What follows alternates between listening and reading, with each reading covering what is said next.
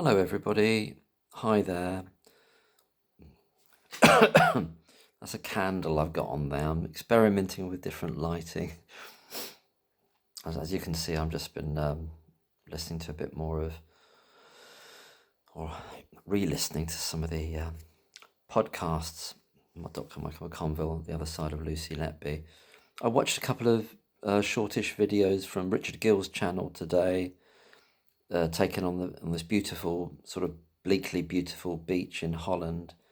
The second one was slightly longer, and it mentioned that Cheshire Police have visited Lucy Letby and sort of interrogating her further about quote-unquote other suspicious events or things that they suspect. I mean, it's hideous, isn't it? It's a form of torture, and as I've read in some people's responses about this, I didn't hear about it because I don't watch television. I don't tend to watch mainstream stuff unless it's. I will look at articles in newspapers via the internet to do with this case, but I just first heard about it through Richard Gill's video, which I'll link below. It's a kind of desperation. It's a doubling down, and Richard Gill's take on it is that it kind of shows the desperation, I think, but also that it's not a bad thing, because I think, and I agree with this, instinctively I feel the same way about it, that I believe it's an act of hubris, and it's a very cynical act. They can see the way it's going, so the only direction of travel they've got, and it's the same, they're simply replicating what Evans has sort of put out there, and indeed what Breary's echoing Evans, and the police are trying to consolidate this by saying, oh, well, you might be tearing everything apart and revealing it all to be a complete sham and a complete miscarriage of justice, and that we've stitched somebody up.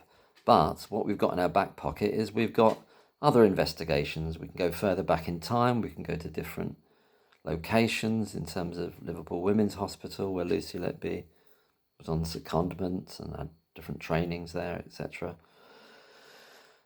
All that specious nonsense about the rate of extubations, which has already been knocked out of the park, but they want to carry on doing it.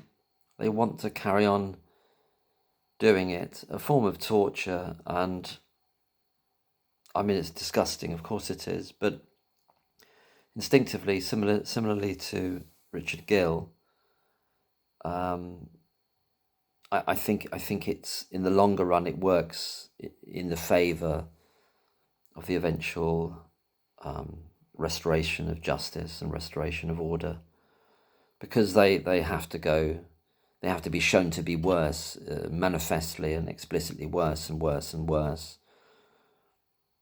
And as somebody commented, I was just looking at comments on the video I put up yesterday, is that, what quality of evidence are they going to bring to bear on these, when the ones that they did manage to push through this moribund and hideously corrupt so-called justice system? I don't want to call it a justice system anymore. I mean, I was thinking the other day, it's a legal system. It's a criminal legal system about legalities and processes, which may or may not coincide with justice, may or may not. Maybe on occasion it does, to a certain degree, or to whatever degree, but in this case, it's the inverse of justice. But the processes are satisfied.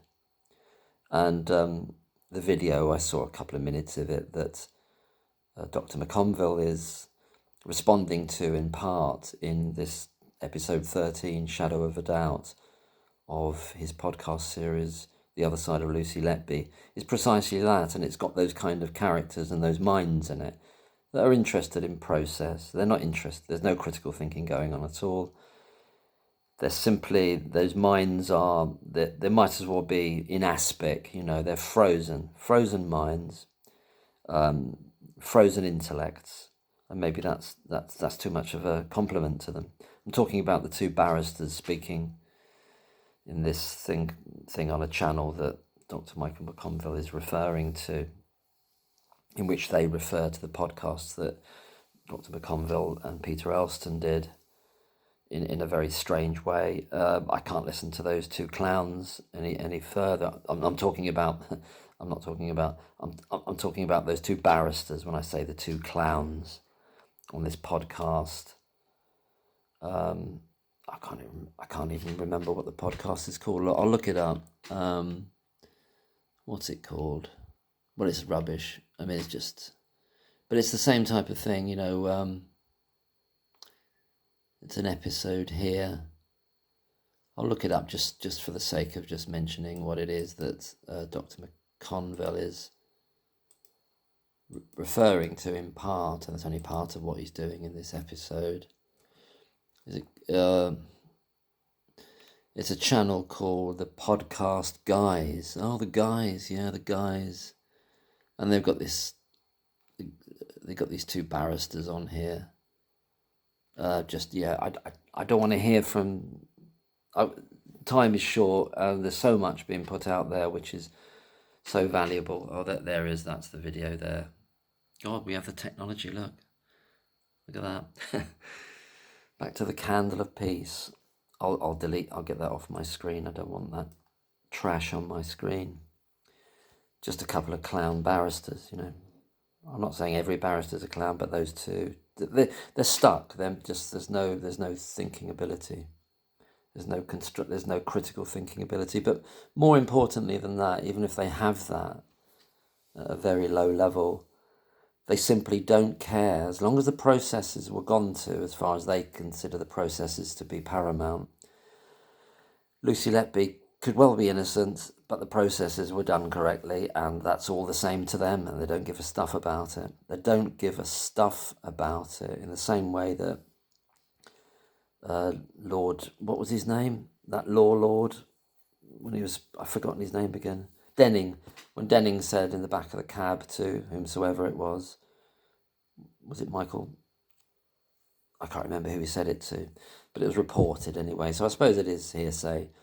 But apparently Lord Denning said, I can well believe the Birmingham Six, as they were called, are innocent, but it's better that they stay in prison rather than risk the public's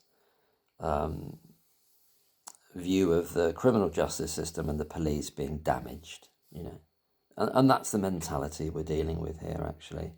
Whether it would be expressed as overtly as Denning did, and obviously he didn't do it publicly, didn't realise or didn't think the person he spoke it to would tell the story.